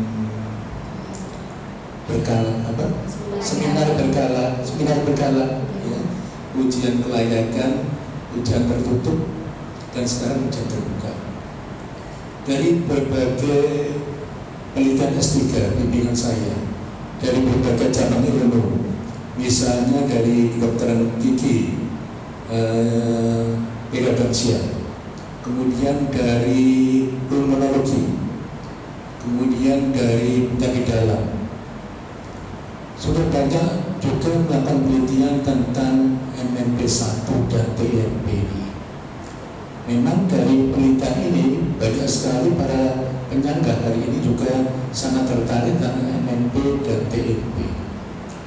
dari berbagai penelitian S3 bimbingan saya dan dari yang saya baca, biasanya peningkatan MMP1 akan diikuti dengan peningkatan TNP1. Ini adalah usaha tubuh untuk membuat balansi, keseimbangan atau homeostasis. Namun pada umumnya kompensasi TNP dalam mengimbangi peningkatan IMP itu tidak setinggi dari peningkatan TNP, sehingga pada umumnya rasio MMP1 dan TNP1 meningkat. Namun yang menarik pada penelitian saudara ini adalah TNP-nya harapannya turun, walaupun ini peningkatan tetapi terjadi respon yang sangat tinggi menurut saya TNP-nya, sehingga rasio MMP1 dan TNP1 itu lebih rendah. Dan ini sangat menguntungkan dalam bidang untuk perbaikan kerutan. Kira-kira apakah ini disebabkan oleh pemakaian laser atau keunggulan daripada laser picosecond ditambah dengan diffractive lens array? Dan kira-kira bagaimana kalau tanpa diberikan tambahan DLA? Mohon pendapatnya, terima kasih. Profesor Dr. Sucipto MS PhD yang sudah banyak memberi masukan dan mendampingi saya mulai dari kualifikasi hingga sekarang. Saya banyak belajar dari Prof. Jip. Izin Prof, memang TIMP1 ini meningkat signifikan pada laser ini karena memang laser ini memiliki energi yang lebih besar dibandingkan laser pendahulunya. Dan dari berbagai penelitian menunjukkan bahwa peningkatan TIMP ini tergantung dari parameter laser. Jadi semakin tinggi energi laser ini akan diikuti oleh peningkatan TIMP yang lebih baik. Namun tingginya energi ini juga kita harus berhati-hati. Tinggi energi namun nanti akan menyebabkan efek fototermal dan mengganggu jaringan sekitar. Nah, inilah pentingnya dari dari DLA atau lensa khusus itu. Lensa ini akan menyebabkan redistribusi energi. Jadi energi yang dihantarkan itu sangat terfokus dan sangat tinggi sehingga akhirnya LIOB akan mudah terbentuk. Dan LIOB ini penting, semakin cepat terbentuk, semakin baik terbentuk, akhirnya ini akan mengamankan agar tidak menyebar ke jaringan sekitar sehingga efek samping tidak muncul, dan juga akhirnya agar efektivitasnya lebih baik. Sehingga mengapa TIMP ini dapat meningkat? Karena energi yang cukup tinggi dan tapi tetap aman karena adanya penggunaan lensa. Bagaimana bila laser ini tidak digunakan dengan lensa? Ini memang menjadi topik tidak hanya sehari-hari kami sebagai klinisi, karena memang tanpa lensa ini akhirnya energi ini hanya energi yang besar yang disampaikan ke panjang gelombang 755, yaitu tepat di atas basal membran. Namun kita harus berhati-hati karena akhirnya kemungkinan terjadi LIOB-nya ini tidak sebaik dengan lensa. Jadi kemungkinan efek sampingnya juga akan menjadi lebih tinggi dan juga efektivitasnya tidak superior bila kita menggunakan lensa. Jadi penggunaan lensa ini seperti yang dikatakan Prof. Awan bahwa sangat penting harus digunakan barengan untuk keluhan kerutan ini. Jadi pemakaian DLA wajib ya? Wajib. Terima kasih. Terima kasih dengan jawabannya. Selamat. Terima kasih. Atau nuwun Prof. Jip. Sebelum ke undangan akademik, ke bagian ke saya dulu yang tanya ya, walaupun sudah banyak sekali pertanyaannya, tapi kayaknya saya ke arah ranah yang implementatif aja ya. Jadi kalau tadi sudah biomol dan sebagainya, mungkin saya ke penggunaannya aja, ke pengguna di masyarakat. Jadi kalau kita melihat bahwa selama dulu, terus terang saya tadi senang hari ini jadi wakil 3 ada dari departemen semua itu ingin berkontribusi bareng-bareng, kayaknya harus jadi UI untuk laser ini ya, untuk di UNER. Baik, saya yang ingin saya tanyakan penggunaan laser sebagai radiasi medan elektromagnetik dengan panjang gelombang ini bermacam-macam, yang dipakai ini 755 ya. Nah, pada penggunaan yang sering di kedokteran kan kalau fase akut, oke lah selesai. Tapi untuk maintenance untuk kulit, di mana dia harus penggunaannya fasenya ini berulang ya. Sampai batas mana sih kira-kira keamanannya? Karena takutnya misalkan kalau nggak berulang, nggak dilakukan lagi, apakah kayak ada rebound fenomena kendor lagi kalau habis disetrika kemudian bahasa orang awamnya gitu ya, kemudian kendor. Kedua, andaikan ini berulang penggunaan dengan radiasi dengan medan elektromagnetik ya, walaupun mungkin banyak gelombangnya sudah aman dan fokus sekali dengan lensa tertentu. Ini kan fasenya juga dibuat inflamasi dulu, kemudian baru untuk menstimuli terjadinya untuk kolagen dan sebagainya. Nah, apakah ada selama ini cut off-nya? Jadi kalau misalkan penggunaan berulang-ulang ini, apakah ada rambunya kapan tidak diperbolehkan? Dan apalagi tadi yang disampaikan sudah ke arah ranah preventif. Waktu masih muda, umur 20 tahun sudah silakan pakai laser. Nah, sampai seberapa? Apakah sampai tua nanti juga tetap pakai laser? Kalau nggak gitu kemudian ada rebound fenomena. Nah, ini monggo dari penelitian sebelumnya apakah ada dan dari kajian teorinya bagaimana? Kemudian andaikan kalau untuk ya tadi sudah disampaikan cost effectiveness-nya, jadi dihitung juga untuk biayanya, ruginya dan sebagainya. Nah, untuk tadi disampaikan ini sebagai terapi adjuvan ya. Jadi karena logikanya apakah ada pernah dibandingkan dengan penggunaan misalkan untuk terapi untuk kerutan ini dengan topikal aja, kemudian dibandingkan dengan laser atau ada lagi yang pakai botok ya. Kalau mungkin kalau agak beda ditarik, tapi penggunaan dengan topikal, kemudian penggunaan dengan terapi dengan laser itu apakah ada perbedaan? Memang kayaknya lebih bagus pakai laser atau memang harus kombinasi atau bagaimana, atau pakai topikal aja lebih aman ya?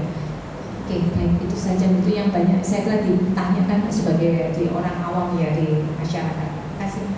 Betul, Dr. Sulistiawati Enkes. Pertanyaannya memang pertanyaan yang sering kita dapatkan dari pasien bahwa diulangnya berapa lama sih gitu untuk laser ini. Jadi memang biasanya per case kita harus lihat dulu, ini pentingnya laser tidak hanya mampu membeli laser, namun juga siapa dengan harga, yaitu siapa yang mengoperasikan laser ini. Karena dari pengalaman dan juga saat penggunaannya ini sangat penting, karena sering pasien juga datang minta laser terus, tapi tentu kita sebagai dokter harus bisa mengidentifikasi apakah ini waktu yang tepat untuk diulang dan sebagainya. Itu memerlukan pengetahuan teori dan juga klinis tentang kapan waktunya diulang. Biasanya kami memberikan interval sekitar 1 hingga 3 bulan. Namun saat pasien datang, tetap kita harus melakukan identifikasi dulu apakah masih ada tanda-tanda dari luka yang belum sembuh, contohnya masih merah atau mungkin ada luka dan sebagainya. Tentu bila masih ada tanda-tanda menggiling yang belum selesai, kita harus stop dulu dan kita melakukan terapi selain laser, karena sebenarnya untuk standarnya banyak sekali, yaitu dengan krim-krim. Jadi terapi laser ini adjuvan, kita tidak langsung menawarkan untuk melakukan laser pada pasien rejuvenation, tapi tentu seperti yang Prof. Cita katakan, pertama untuk kita cegah dengan melakukan terapi yang standar, yaitu menggunakan sunblock, sunscreen, lalu juga krim-krim, kenalan dan sebagainya. Dan bila keluhannya biasa, pasien merasa masih ada keluhan dan juga dari justifikasi adjuvan, itu laser ini menjadi salah satu pilihan. Sebenarnya cara kerja laser juga macam-macam, dok, bisa juga dengan botox dan sebagainya. Namun lagi-lagi karena kosmetik ini sangat tergantung dari pasien. Pasien menginginkan yang tampak alami, natural. Pasien tidak ingin kadang diketahui bahwa melakukan perawatan sehingga pulang dari dokter inginnya terlihat bahwa tidak ada habis dilakukan suatu tindakan. Dan laser ini memang yang akhirnya menjadi pilihan, karena setelah pulang dari kami pasien tidak merasakan ada perubahan yang berarti begitu dok. Lalu rebound, sebenarnya ini seperti kita merawat tanaman, bahwa saat tanaman kita sirami tentu tanaman akan tumbuh baik. Namun bila kita tidak rawat, sehingga akhirnya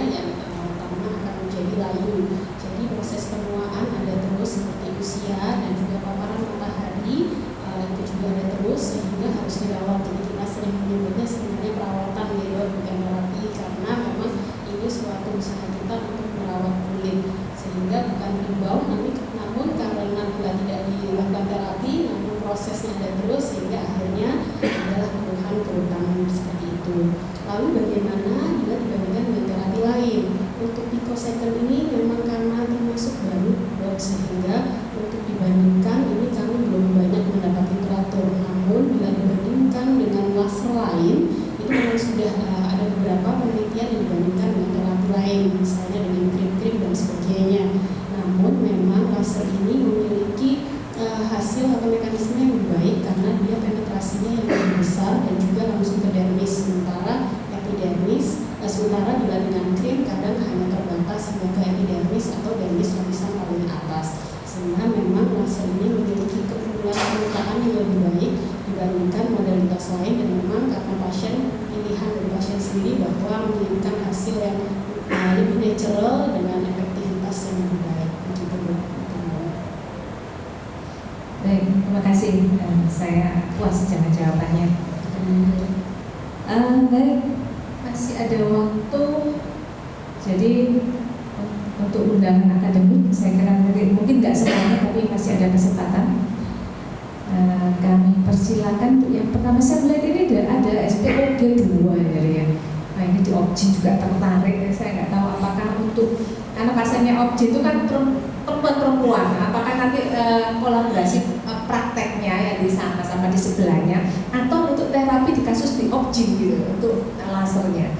Oke, kami persilakan Dr. Pungki Mulawardana, dokter spesialis obstetrik ginekologi konsultan.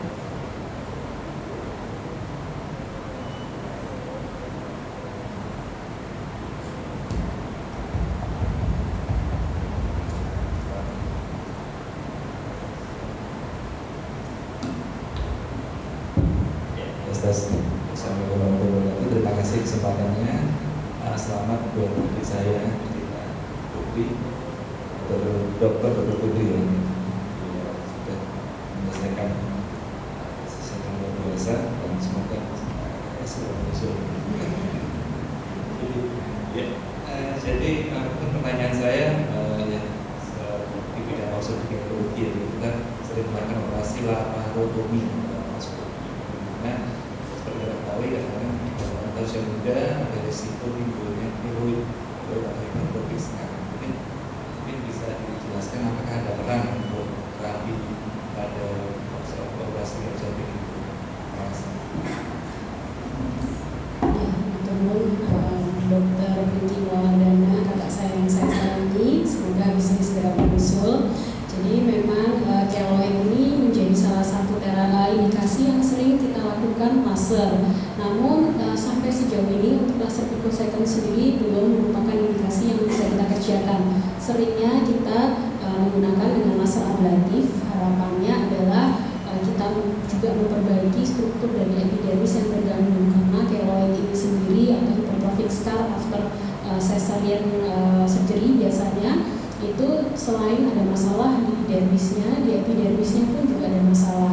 Tentu pemilihan lasernya kita membutuhkan laser yang memang juga mempengaruhi epidermisnya, sehingga dibutuhkan laser yang ablatif atau laser yang juga melukai epidermis atau kulit luarnya, sehingga teksturnya pun menjadi lebih baik, bukan cuma agar memperbaiki kolagennya. Namun untuk after surgery, sesar surgery itu sudah sering kami lakukan untuk mencegah agar keloid tidak semakin besar, dan pun bila keloid sudah terbentuk itu juga ada tempat untuk laser menjadi terapinya. Bila pasien bila takut dengan jarum suntik, biasanya awal-awal itu kita bisa combine laser dengan pemberian dari steroid atau 5FU untuk melakukan perbaikan dari keloid atau hypertrophic scar ini. Terima kasih. Terima kasih jawabannya, puas. Baik, terima kasih. Kami tunggu nanti segera nyusul gitu ya, dicatat. Oke, kayaknya ini spesialis ortopedi ya, perlu objek ortopedi. Jadi kami undang Dr. Febrian Brahmana, dokter spesialis ortopedi konsultan. Suaminya ya, nggak apa-apa karena mewakili ortopedi ya. Jadi ini tadi mau nggak tak panggil departemennya biar agak beda. Kalau kulit semua kan nggak seru gitu ya. Assalamualaikum warahmatullahi wabarakatuh.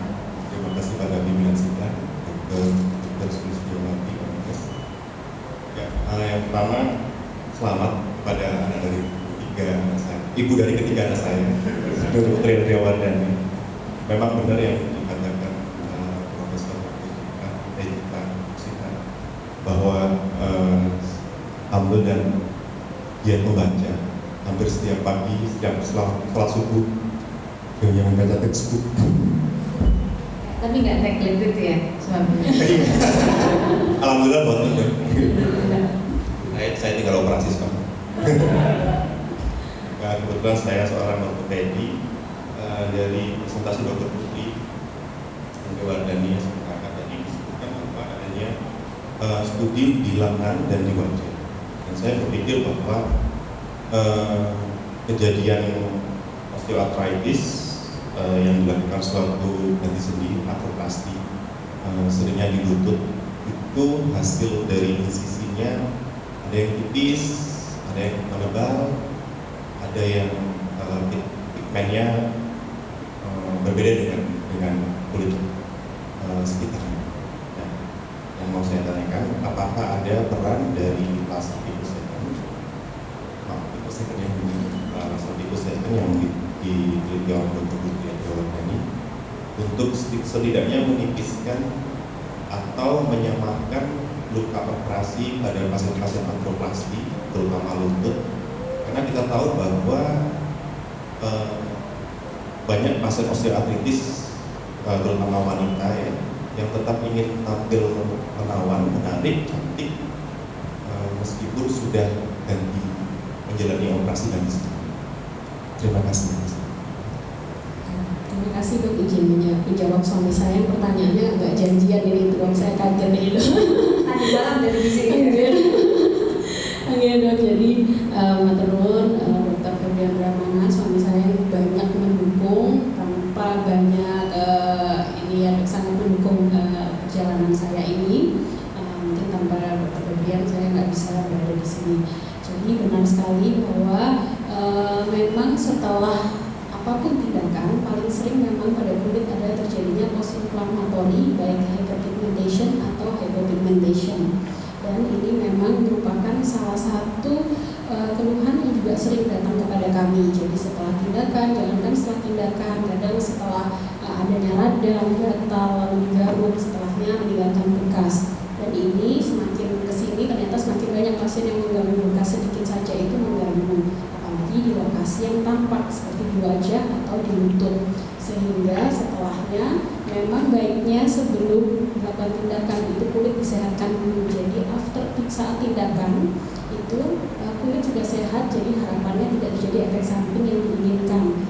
Dan setelah tindakan pun harapannya segera dilakukan suatu tindakan agar tidak terjadi efek samping yang tidak diharapkan. Pun bila sudah terjadi PIH, bisa ada tempat dari laser picosecond ini untuk menghilangkan PIH, karena salah satu indikasi dari picosecond ini yang baik memang untuk PIH atau untuk pigmen, karena lokasinya yang 755 ini memang tempatnya pigmen berkumpul, sehingga ini sangat tepat sasaran untuk salah satu indikasinya adalah PIH.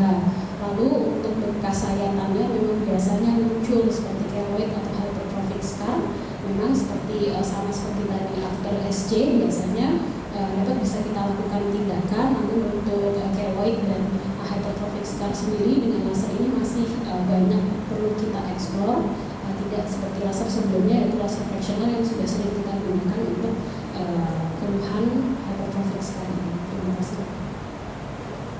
Terima kasih Dr. Putri. Puas. Harus puas ya. Baik, ini saya undang lagi yang dari spesialis mata. Kami ini kayaknya ada satu cukup sampai setengah 12. Kami undang Dr. Paramita Putri, spesialis mata, medical clinic.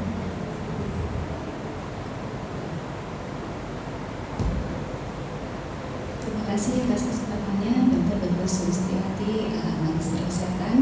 Pertanyaannya untuk sahabat saya dari SPR Putri.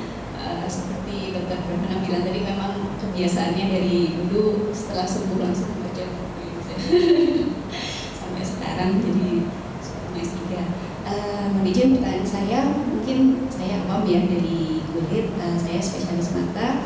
Kalau dari mata kan memang terbiasa dengan pemeriksaan yang objektif, isu kasus ada angka desimalnya, sedangkan kulit mungkin kalau di sini yang dilihat adalah kerutannya ya sebelum dan sesudah terapi dengan menggunakan skin analyzer. Mungkin bisa dijelaskan bagaimana prosedurnya untuk mengurangi subjektivitasnya, di mana tempat pemeriksaannya dan bagaimana caranya, mungkin bisa dijelaskan. Terima kasih.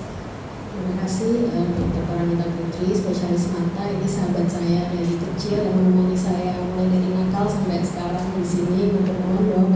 Jadi memang sebenarnya laser di mata lebih advance daripada kita karena sudah sampai hitungan femtosecond. Jadi saya rasa suatu saat mungkin selain yang baru bisa belajar baru tentang laser ini.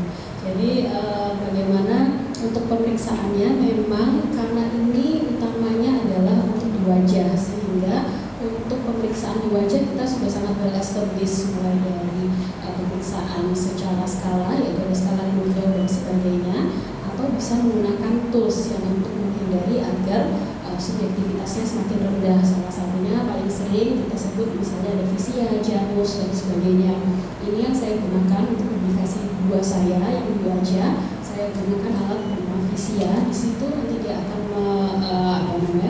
dapat memotret wajah dari berbagai sisi dan secara computerized akan keluar hasil secara angka berapa jumlah dari wrinkle itu, sehingga harapannya ini sangat minimal dari subjektivitas. Namun karena keterbatasan etik, sehingga penelitian ini saya lakukan di lengan bawah, karena bila kami lakukan biopsi di wajah tentu ini akan mengganggu dan akan terbentur masalah etik. Sehingga pada lengan bawah ini memang untuk pemeriksaannya kami masih terbatas. Kami harapkan mungkin nanti bisa berkolaborasi dengan Prof. Irma, bisa menggunakan berbagai tools yang ada sebenarnya. Namun pada pemeriksaan saya ini saya menggunakan skala untuk membandingkan foto dan juga kerutan yang ada dan dinilai oleh dua sejawat SPKK saya untuk menghilangkan adanya subjektivitas. Begitu Dr. Mita. Terima kasih. Terima kasih atas jawabannya. Baik, waktunya pas ini 11:30, jadi memang waktunya sudah dijadwal namun terus dulu 11:30 ya saya selesainya.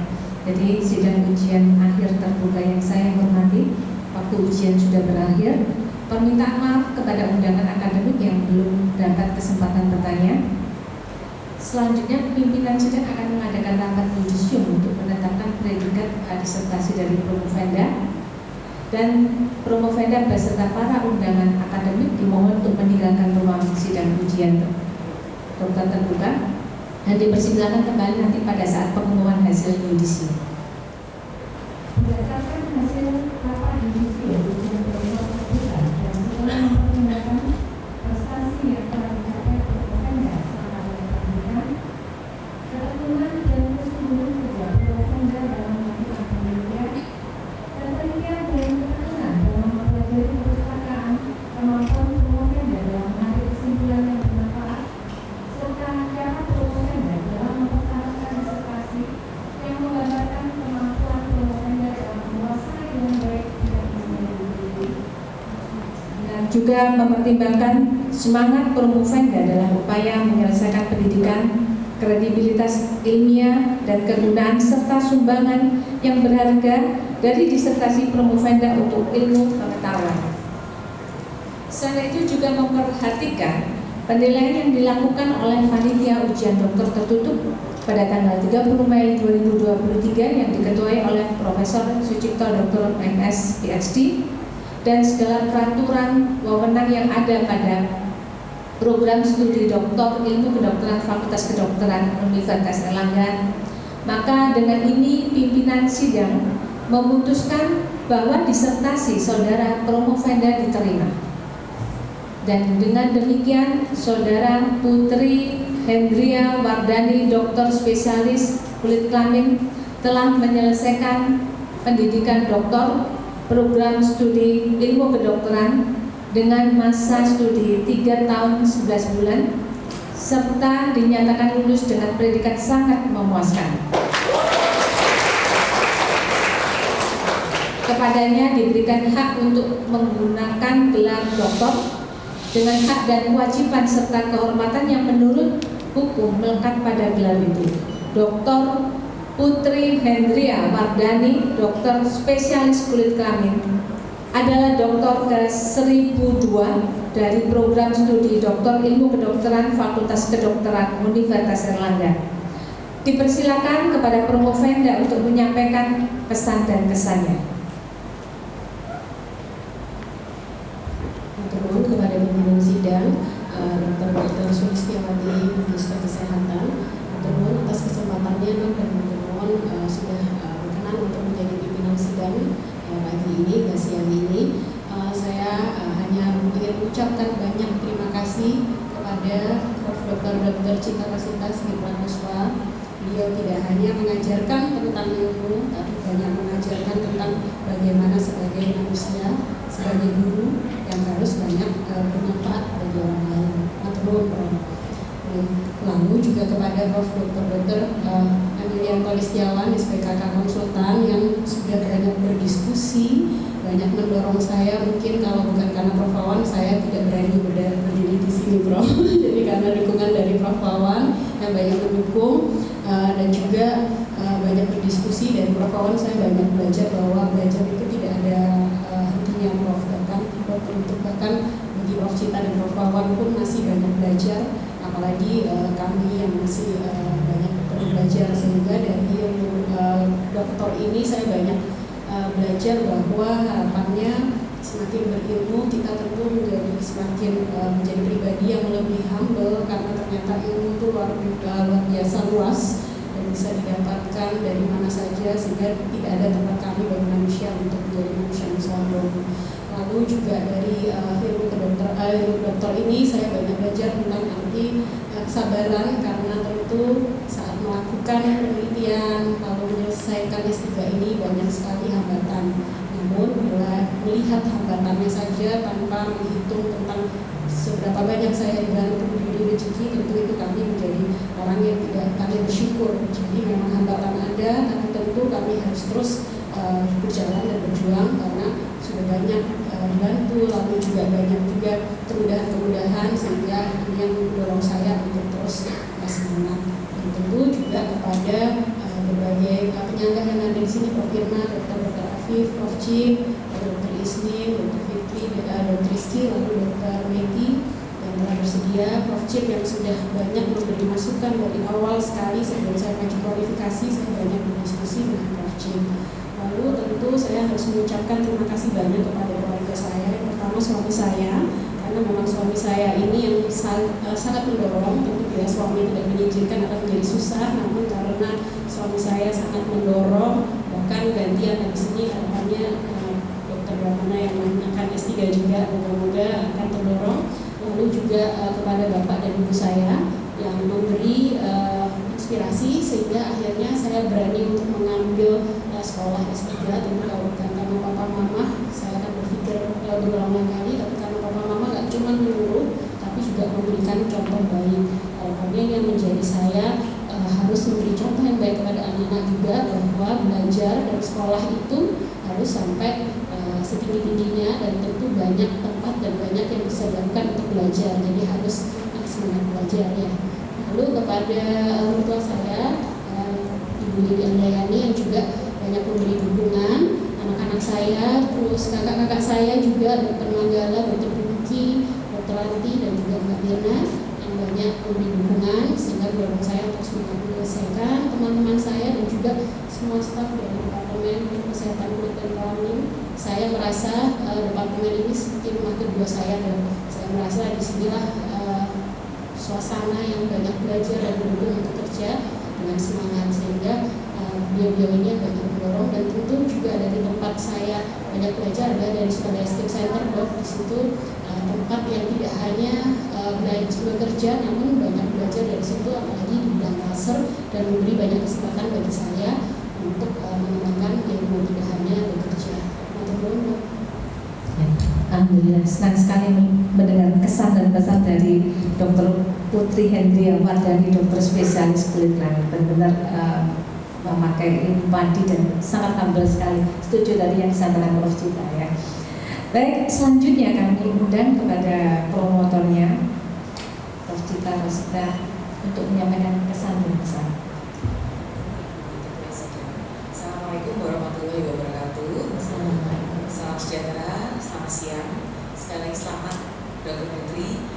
satu tahap sudah dilalui dan prestasi dengan IPK yang hampir 4 bundar ya 3,98 dan kurang dari 4 tahun itu sangat luar biasa. Mohon ampun untuk Dr. Putri. Dan tentu hal ini tidak bisa terjadi tanpa support sistem utama yang sangat istimewa, suami, putra putri dan juga ayah ibu yang sudah kita kenal semua sebagai role model dan tentu kakak-kakak, ipar-ipar, teman-teman di sini semua.